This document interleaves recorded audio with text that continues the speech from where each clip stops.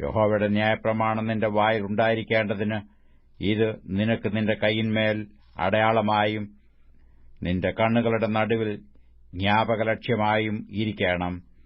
ബലമുള്ള കൈകൊണ്ടല്ലോ യഹോവ നിന്നെ മിസ്രയീമിൽ നിന്ന് പുറപ്പെടുവിച്ചത്. അതുകൊണ്ട് നീ ആണ്ടുതോറും നിശ്ചയിക്കപ്പെട്ട സമയത്ത് ഈ ചട്ടം ആചരിക്കണം.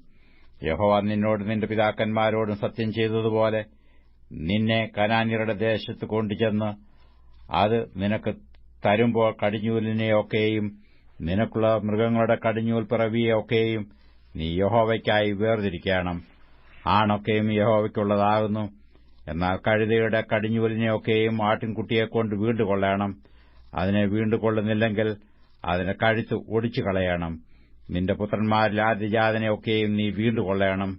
എന്നാൽ ഇത് എന്ത് എന്ന് നാളെ നിന്റെ മകൻ നിന്നോട് ചോദിക്കുമ്പോൾ, യഹോവ ബലമുള്ള കൈകൊണ്ട് അടിമ വീടായ മിസ്രയീമിൽ നിന്ന് ഞങ്ങളെ പുറപ്പെടുവിച്ചു,